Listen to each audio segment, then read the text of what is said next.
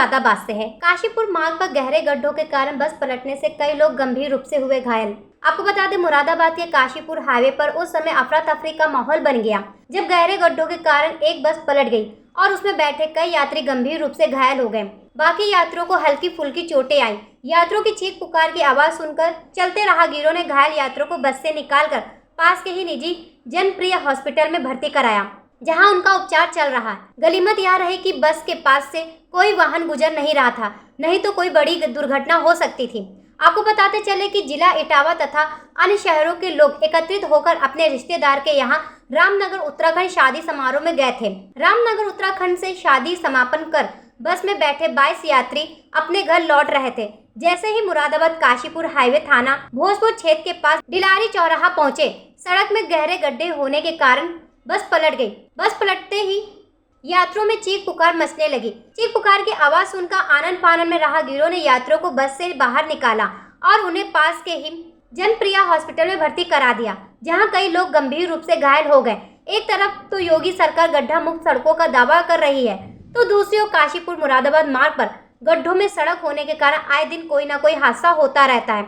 दो राज्यों को जोड़ने वाला एक लौता रोड कई वर्षों से जर्जर हालत में पड़ा है और आए दिन कोई न कोई हादसा होता है। अब देखना यह होगा कि इस रोड की हालत सुधरती है या यूं ही आए दिन हादसे होते रहेंगे। अच्छा, ये जो गाड़ी जो पलटी है, तो ये गाड़ी कहाँ आ रही थी? ये रामनगर से आ रही थी शादी करके। हाँ, तो कौन सी गाड़ी पलटी है? ये तो हमें भी नहीं मालूम कहाँ कौन सी जगह है ये। अच्छा, कितनी सवारी थी इसमें? इसमें 20 सवारी थी। तो छोटा बड़ा है किसी सवारी के? किसी सवारी को चोट है? हाँ, 3-4 लोगों को चोट है, 2 लोगों की तो बहुत ज्यादा चोट है। अच्छा, तो कहाँ भर्ती कराया इन्हें? जनप्रिय हॉस्पिटल में। जनप्रिय हॉस्पिटल में। अच्छा, तो दो लोग जख्मी है इसमें? हाँ, दो लोग काफी लोग, 2 लोगों की ज्यादा हालत गंभीर है। हालत खराब है। अच्छा, कारण क्या रहा जो बस पलटी है? ये गड्ढे सड़क गड्ढे के चक्कर में हुआ है। गड्ढे चक्कर में। हाँ। कहाँ से आ रहे थे आप लोग? हम लोग रामनगर से आ रहे थे। और कहाँ जा रहे थे सर? फिरोजाबाद। सर, ये गाड़ी जो पलटी है, ये किस वजह से पलटी है? गड्ढों की वजह से, सड़क खराब। यहाँ पर ही मतलब आपके साथ कितनी सवारियाँ थी? लगभग 20 सवारी थी। उसमें चोटें कितने लोगों की आई हैं? चोटें लगभग आई हैं, 8-10 लोगों की चोटें आई हैं, जिसमें लगभग 2-3 लोग जो है जो ज्यादा गंभीर है। और उनको कहाँ पे भर्ती कराया गया है? ये सरकारी हॉस्पिटल है पास में, यहीं पे। ये जनप्रिया हॉस्पिटल। जी। अच्छा, ये भर्ती जो कराया गया है एम्बुलेंस द्वारा गया है या पुलिस के द्वारा कराया गया है यहाँ भर्ती? अब ये तो जन समाज है, ये सभी लोगों के द्वारा, एम्बुलेंस है, पुलिस है, अच्छा, सभी लोगों के द्वारा। तो किस टाइम का घटना होगी? जस्ट अभी जाते आधा घंटा हुआ होगा, आधा पौन घंटा। आधा घंटा हुआ। मुरादाबाद से रहान अंसारी की रिपोर्ट, जन कल्याण न्यूज। खबर फिरोजाबाद से है। आटा चक्की फटने से हुआ गंभीर हादसा। हादसे में एक की गई जान, एक गंभीर रूप से हुआ घायल। ट्रैक्टर में लगी आटा चक्की गेहूं पिसने के दौरान हुई दुर्घटना। मौके पर पहुंची इलाका पुलिस ने घायलों को भेजा अस्पताल। चिकित्सक ने एक घायल को किया मृत घोषित, दूसरे का उपचार जारी। थाना खेरगढ़ के नगला हिम्मत गांव का पूरा मामला। चक्की चल रही थी, वो आटा पिसवा रहे थे, इसलिए वो फट गई। उससे मतलब बहुत गंभीर हालत। किस गांव की घटना है? ये नगला हिम्मत की है, पोस्ट कैरगढ़, जिला फिरोजाबाद। कितना समय हो गया? लवा हो गया, आध घंटा हो गया लवा खत्म हुए। जिनकी जो खत्म हुए उनका क्या नाम है? देवशंकर। कौन है वो आपके भाई? आवाज हुई चक्की की है, वहाँ से हम दरवाजे हमने आकर देखा है तो देवशंकर यहाँ पर डलाया था, उसकी चोट थी है, पत्थर या कुछ को लगाया था है। जैसे हमने को उठाया है, बहुत गंभीर चोट थी। एम्बुलेंस को फ़ोन किया है, एम्बुलेंस आई थी है, एम्बुलेंस यहाँ से ले गए हैं। और ये का नाम है, चक्की मालिक था है, उसको पुलिस की सपुर्द कर दिया है। ये तो देवशंकर के साथ क्या हुआ सर? देवशंकर के साथ इसका इससे आते हैं दुर्घटना हुई है, चक्की से दुर्घटना हुई है। कितने लोग घायल हैं इसमें? इसमें 2 लोग आए। 2 लोग आए हैं, अरविंद सिंह और देवशंकर जी। और वे हैं, एक देवशंकर है जिनकी तो ज्यादा ही हालत खराब है। देवशंकर तो एक्सपायर हो चुके हैं, वो खत्म हुए। और एक लड़का और है, चाचा का, उनकी खास चाचा का लड़का है, उसके चोट है। वो दोनों फिरोजाबाद है। फिरोजाबाद से विजय राठौर की रिपोर्ट, जन कल्याण न्यूज। खबर मथुरा से है। वृंदावन में स्तब्ध और शर्मसार करने वाली घटना सामने आई है। वृंदावन के गोपीनाथ बाजार स्थित एक कोचिंग सेंटर संचालक ने कोचिंग पर पढ़ने आने वाली एक छात्रा को गोलगप्पे और कोल्ड ड्रिंक में नशीला पदार्थ खिलाकर उसके साथ शर्मनाक हरकत को अंजाम दिया। इतना ही नहीं, पीड़िता छात्रा की वीडियो तक बना ली, उस पर गलत काम करने के लिए दबाव बनाने लगा। उसने अपने साथियों को भी इसमें शामिल किया। अत्याचार से आजिज आई छात्रा आत्महत्या का भी प्रयास कर चुकी है। पीड़िता ने थाना कोतवाली वृंदावन में 6 लोगों के खिलाफ FIR दर्ज कराई। पीड़िता ने कोचिंग संचालक अभिषेक सक्सेना, राहुल शर्मा, एक अभियुक्त रामानुचार्य, हीरालाल, उदय ठाकुर के खिलाफ 354, 342, 328, 506 के अलावा लैंगिक अपराधों में बाल संरक्षण 2012 की धारा 3, 4, 7, 8 व IT एक्ट की धारा 66 में मुकदमा दर्ज कराया है। पुलिस पीड़िता का मेडिकल करा रही है, साथ ही आरोपियों की तलाश में जुट गई है। हाँ बेटे, फिर क्या हुआ? क्या हुआ बेटा तुम्हारे साथ? तुम खुल के बताओ, डरो नहीं बिल्कुल। क्या हुआ? वो कोचिंग का नाम है सक्सेना कॉमर्स क्लासेस। कहाँ पर है ये? ये क्या कहते हैं, गोपेश्वर महादेव मंदिर है, वहाँ पर है। इसका मालिक कौन है? इसका अभिषेक सक्सेना। और इसके साथ और कौन कौन है? ये लोग एक गैंग की तरह लड़कियों को यूज़ करते हैं। कौन है इस गैंग में? इस गैंग में क्या कहते हैं 5-6 लोग हैं। जैसे अभिषेक सक्सेना सर हो गए, उसके बाद क्या कहते हैं राहुल, कृष्णा अग्रवाल, कृष्णा ठाकुर, अनिरुद्ध, अनुभव, ये सब लोग हैं। जो ये लोग मतलब कि आपस में ऐसे मतलब वो करते हैं कि लड़कियों को अपने उसमें फंसा लेते हैं। उसके बाद ये लोग थोड़ा बहुत नशा देना शुरू करते हैं। उसके बाद लड़कों का वो करते हैं कि लड़कों से फ्रेंडशिप करो, उनके साथ जाओ। तो नशा कैसे कराते हैं? कैसे, क्या तरीका है नशा कराने का इनका? ये टिक्की में अल्कोहल देते हैं। कैसी टिक्की में? पानी बताशे होते हैं ना, हाँ, वो। और क्या कहते हैं हुक्का होता है, उसमें पता नहीं कौन सा फ्लेवर या कॉइल डालते हैं, फ्लेवर वगैरह ये सब चीज़। सिगरेट भी देते हैं क्या? सिगरेट भी देते हैं। तो क्या तुम्हारे साथ क्या हुआ? तुम्हारे साथ किसने किया वो बताओ सारी बात। मेरे को स्टार्टिंग में क्या कहते हैं अभिषेक सक्सेना सर ने स्टार्टिंग में मुझसे बात की कि आप लड़के से फ्रेंडशिप कर लीजिए। फिर उसके बाद क्या कहते हैं मेरे को वो होने लगा, अगर लड़का करता है तो मैं भी ये चीज़ कर सकती हूँ। तो मैं भी थोड़ा थोड़ा नशा करने लगी फिर साथ में। फिर वो अभिषेक सक्सेना सर मतलब और सब फिर बोलते हैं होटल में जाना चाहिए, ये करना तो चाहिए। तुम होटल में भी गई इनके साथ? कौन से होटल में गई? श्रीजी होटल। श्रीजी होटल कहाँ पर है? ये प्रेम मंदिर के पास है। तो दिन में गई या रात में? दिन में। और भी लड़कियां जाती हैं? पता नहीं वो मुझे। पर तुमने बताया कि कोई और 2 लड़कियां थी पहले जिनसे बहुत झगड़ा हुआ था। मतलब झगड़ा करके एक मतलब 2 लड़कियां थी। वो मतलब सबके सामने एक लड़की बोल रही थी कि आपने मेरे को मैसेज किया था गलत टच वच करने का, ये वो। अभिषेक सर ने खुद किया है उस लड़की को। तुम्हारे साथ किसने किया? फिजिकल रिलेशन किसने बनाई? तुम्हारे साथ जबरदस्ती किसने की वो बताओ। राहुल। तुम्हारी उम्र कितनी है? 17 साल की है। बेटा राहुल कौन है ये बताइए। राहुल शर्मा वृंदावन में केसी घाट के पास रहता है। ये सक्सेना जी का कौन लगता है? सक्सेना जी के पास स्टूडेंट हैं। ये बड़े बड़े लड़कों को अपने पास बैठाते हैं और पता नहीं शायद इन लोगों ने मतलब लड़कियों को भी ऐसे जो वो होती हैं मतलब उनके हिसाब से उनको फंसाते हैं, फिर उसके बाद पैसे लेते हैं। आपको होटल में कब ले गए? ये है कितनी तारीख को ले गए? मेरे को ले गए थे 2-3 बार पहले भी ले जा चुके थे। और क्या कहते हैं 4 तारीख को जब मेरे को बोला गया था कि घर से आप निकल जाओ। मैं निकली घर से क्योंकि मुझे डर था कि वो लोग मेरी वीडियो मेरे पेरेंट्स को ना दिखाते। तुम्हारी वीडियो बना रखी है इन्होंने? हाँ। कैसे बना ली वीडियो? इन्होंने नशे में बना ली मेरी वीडियो। तो कैसी वीडियो? तुम्हें कुछ आइडिया है, कुछ ध्यान है तुम्हें? मुझे हल्का हल्का सा ध्यान है कि मैं ड्रिंक कर रही हूँ। उसके बाद कपड़े वपड़े उतारे हैं तुमने? हाँ, कुछ अजीब सा है। 4 तारीख को ले गए। उसके बाद कब ले गए तुम? 4 तारीख के बाद फिर जब उन्होंने मेरे को क्या कहते हैं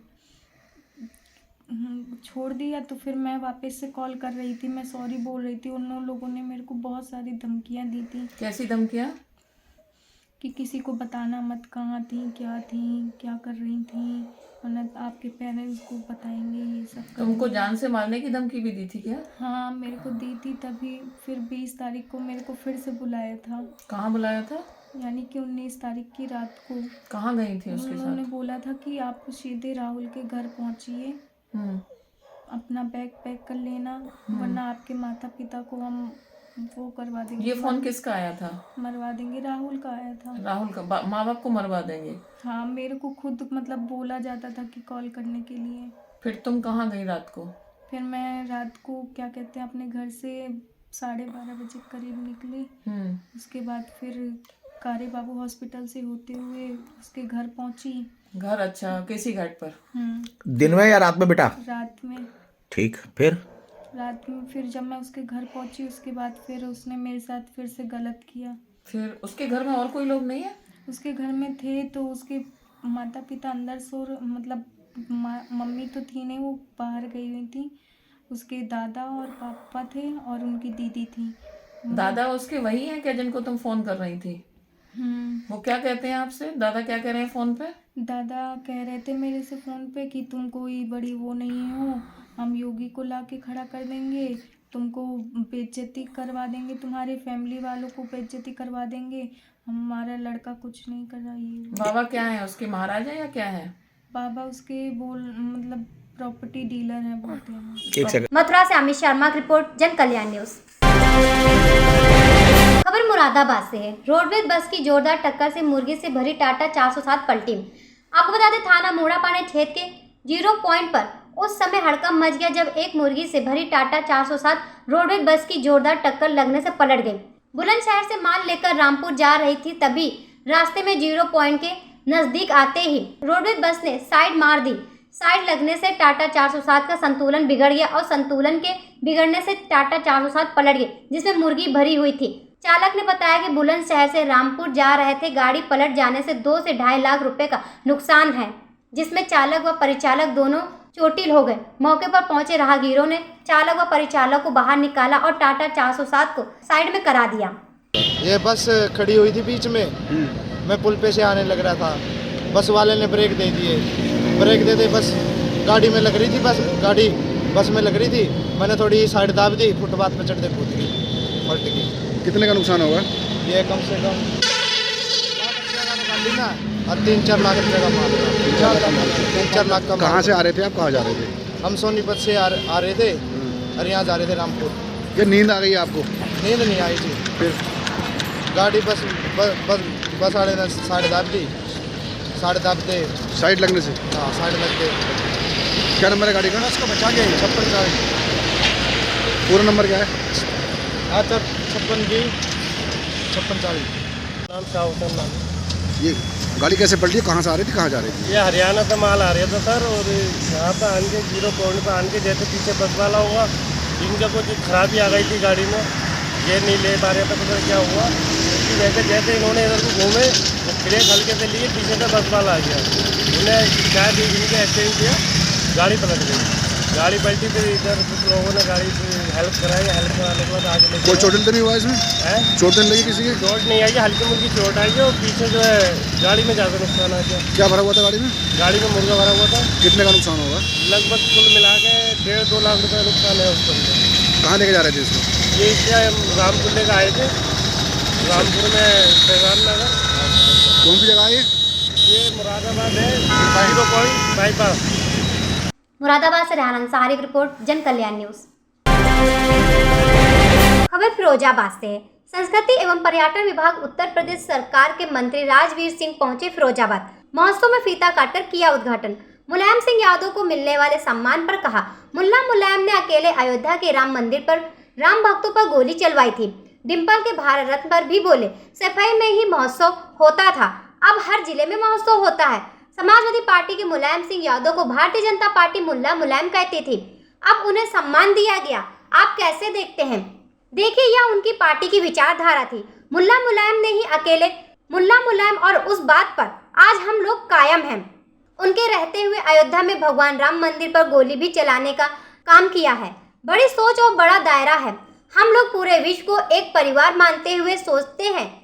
बिना किसी राजनीति भेदभाव के, और जहां सम्मान की बात है, राजनीति भेदभाव नहीं जाती, धार्मिक भेदभाव नहीं, और राजनीतिक रूप से इस तरह के निर्णय नहीं लिए जाते।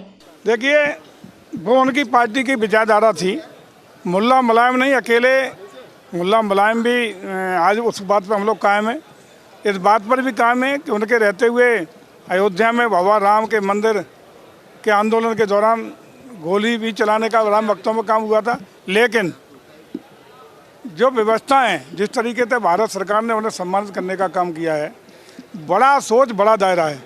हम लोग ग्लोबल रूप से सोचते हैं, पूरे विश्व को एक परिवार मानते हुए सोचते हैं, बिना किसी राजनीतिक भेदभाव के। जब सम्मान की बात है, कोई राजनीतिक भेदभाव नहीं, जाति भेदभाव नहीं, धार्मिक भेदभाव नहीं, और राजनीतिक रूप से इस तरह के निर्णय नहीं लिए जाते हैं।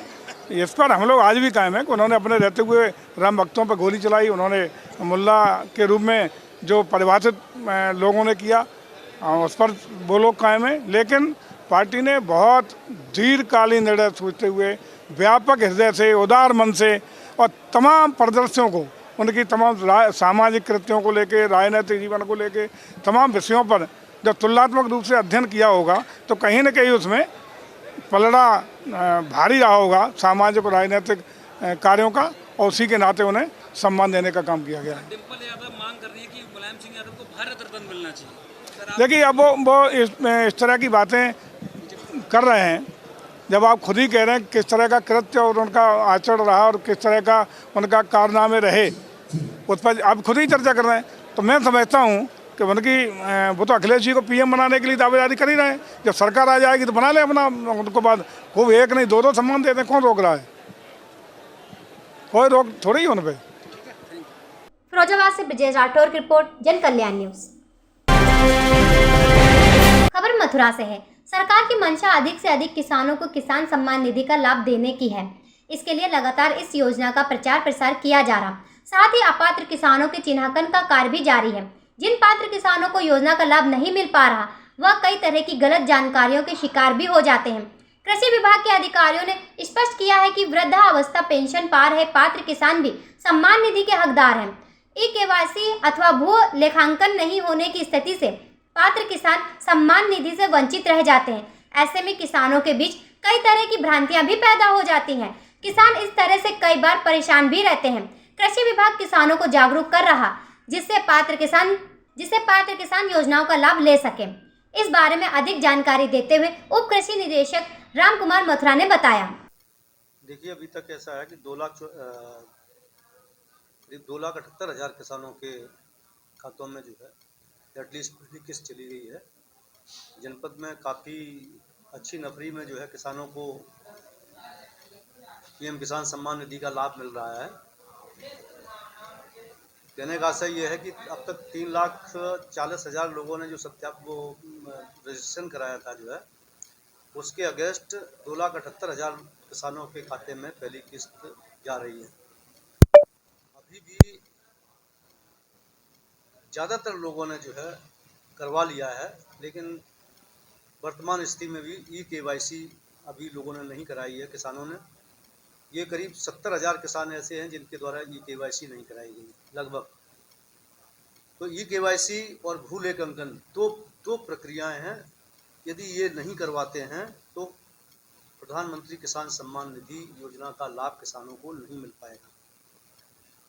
विभाग के द्वारा, जिला प्रशासन के द्वारा गांव-गांव में जो है सूचियां चस्पा की गई हैं कि इन किसानों के द्वारा ई-केवाईसी और भू लेखांकन नहीं कराया गया, वो जाके नज़दीकी जो जन सुविधा केंद्र हैं वहाँ पर जाके अपना आधार कार्ड लेकर के भू लेखांकन और ई-केवाईसी की प्रक्रिया पूरी करवा दें। भू लेखांकन का काम जो है तहसील से होगा और ई-केवाईसी का काम जो है संबंधित जन सुविधा केंद्र से होगा।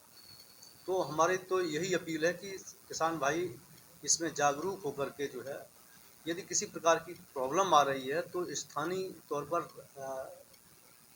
न्याय पंचायत स्तर पर कृषि विभाग के कर्मचारी हैं, लेखपाल हैं, किसी से भी संपर्क स्थापित करके जो है ये ई-केवाईसी और भू लेखांकन का कार्य पूर्ण करा लें और ज़्यादा से ज़्यादा किसान जो है इस पीएम किसान सम्मान निधि के लाभग्राही बन जाए।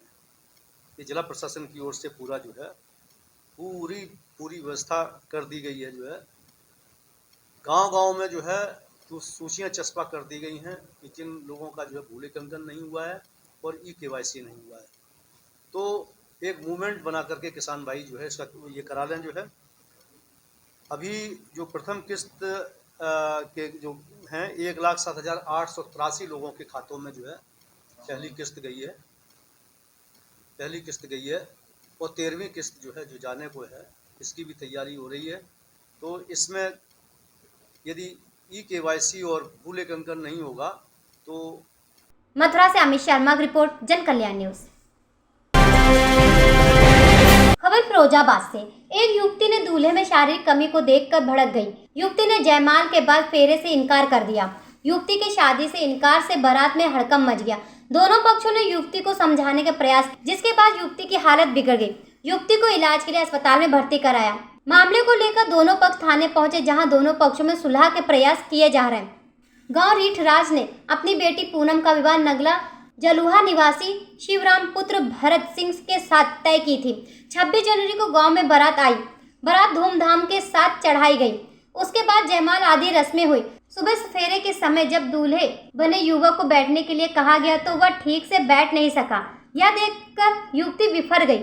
युवती ने शादी से इनकार कर दिया। युवती के शादी के इनकार से घरातियों व बारातियों में अफरा तफरी मच गई। इस दौरान युवती को लोगों ने समझाने बुझाने का प्रयास किया, लेकिन युवती किसी भी दशा में शादी करने से इनकार कर दिया। इस दौरान युवती की तबीयत खराब हो गई, जिसके बाद उसे इलाज के लिए अस्पताल में भर्ती कराया गया। मां ललिता व बहन इंदु का आरोप है कि शादी के समय उन्हें लड़का दिखाया नहीं गया।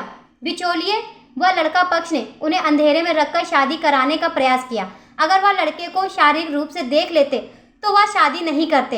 वही युवती पूनम के पिता ने बताया कि जब उन्होंने लड़के को देखा था तो उसे एक स्थान पर बैठा दिया था। उस समय लड़के में कोई खराबी नहीं आई, लेकिन जब वह सुबह फेरे के लिए बैठा तो सही से बैठ नहीं सका। बिचौलिए ने उसे अंधकार में रखा। वही युवती का कहना है कि उसका होने वाला पति विकलांग है। वह फेरे के समय बैठ नहीं पाया। ऐसे में उसके साथ पूरे जीवन का साथ कैसे निभा सकती थी, इसलिए शादी से इनकार किया। परिजनों का आरोप है कि विकलांग युवक की शादी कराने से बिचौलिए ने रकम ली है। वही युवक के पिता भरत सिंह ने कहा कि दुल्हन पक्ष के कमजोर होने के कारण 1 लाख रुपए दिए थे। कोई दान दहेज की मांग नहीं की, लेकिन सब कुछ देखभाल होने के बाद युवती शादी से इनकार कर दिया। ऐसे में हमारे रुपए वापस दिलाए जाएं। पूनम, क्या आप शादी करना नहीं चाहती हैं या नहीं? उस लड़के से शादी नहीं चाहती? क्या कारण रहा आपके परिजनों ने उनसे शादी आपकी तय की? क्योंकि वो बैठ नहीं पाता, इसलिए मैंने मना कर दिया। तो कौन आप पे दबाव बना रहा है जबरन शादी के लिए? कौन क्या कह रहा है? कोई नहीं, हम बस ऐसे ही घर में बैठे ऐसी चक्कर से आ गए। आप जब तक नहीं चाहेंगी तब तक शादी तो नहीं हो सकती, लेकिन आप पर कोई दबाव बना रहा है क्या? क्यों इतनी परेशान हुई? नहीं, कोई नहीं, दबाव नहीं डालना कोई। यहीं से पकड़वाएंगे ना ये का क्यों? हमने करे तो पैसा दावत किसने कराई थी? दावत खाना ललिता देवी, क्या हुआ आपके घर शादी हो रही थी आज फिर? जी है रही थी, जिनसे हमने कही कि लड़का दिखाई दे, तो लड़का ने दिखाई ना करे कि काम करवे गो, ट्रैक्टर चलावे गो, जाने टात रहे। फिर हमने कही कि चलो ठीक है, जो कि मैं घर वाले पिए थे, मैं घर वाले यूँ करे कि लड़का तो सही है, हमें दिखाई ना है शौर से, खटिया बैठा। नहीं, आपके पति क्या शराब पीते हैं? हाँ, शराब ज्यादा पीता है वो। हम लोग शराब पीते हैं कसके? हाँ, सो बने जिनते मजिया थे, हमने कही कि ऐसा करो, हमें लड़का दिखाए। तो फिर हमारी लड़की गई मंदिर तक ले चला के, उस तक ले हमारी लड़की की देखी है। तो तुम अपनी लड़के को तो दिखा सकते थे नहीं, तो अब क्या कमी आ रही है? कमी जी आ रही भाई साहब, तुम बैठा के देखो भाई, कमी जो अब हाथ पाँव जब यूँ करी मोड़ी के हमने तो कही थी शादी ललित जा चली जा, कि ना जा रहे तुम अपनी भावरे डाल दो। नहीं, तो कल बारात आई थी, आज विदा होनी थी। हाँ, तो अब शादी की क्या हो रहा है? शादी मोड़ी मने कर रही है, यूँ करी हम मत जाएंगे, फांसी लगा के मगर जाएंगे ना, हमें क्या कमी है? हॉस्पिटल सिंधु, आपकी बहन की शादी हो रही थी, क्या कारण है, क्या हुआ? कारण ये है, इनने बालाजी पे हम लोगों को बुलाया है, ठीक है। इन लोगों ने कही, हमने कही लड़का कहाँ है भैया, इनने कही कि लड़का ट्रैक्टर चला रहा है, आ रहा है, ठीक है। मैंने की चलो कोई बात ना, संध्या हो गई वहाँ बैठे बैठे हैं, लड़का कोई नहीं आओ। फिर हम लोग घर चले आए हैं। फिर पापा ने कोई लड़का दिखाएगी हैं, तो कह रहा है कि लड़का घर को आ जाओ, कोई दिक्कत ना है। और कल बारात आ गई। अब लड़की भामरे डारवे नहीं जा रही थी, सबने कही, ठीक है। तो हम लोगों ने जबरदस्ती जयमाला तो डरवा दी हैं। अब सुबह चाय पे बुलाया लड़की ने, तो जब हम बैठेंगे दत्ती पे, तो दत्ती पे ही तो बैठा देंगे हैं। तो गद्दा बिछाओ तो हैं, तो गद्दा पे बैठे तो गिर गए। क्या लग रहा है, लड़के क्या कमी है? लड़का आप आ जाए। तो अब क्या शादी करना चाहते हैं कि नहीं करना चाहते? अब लड़की शादी करना नहीं आपके पापा ने किस दबाव में ऐसा किया? दारू पिया के ऐसा किया है। क्या दारू पीते थे पहले से पापा? वो बहुत पहले से पीते हैं। ज्यादा पीते हैं कम पीते हैं? बहुत ही ज्यादा पीते हैं। ऐसे दारू पीते हैं, हमें लोगों को मार के बाहर निकाल देता है। हमें लोगों को मार मार के घर से बाहर निकाल। मैं ठीक है, सुबह डालो खुले होता था, पहले हम बैठा देंगे।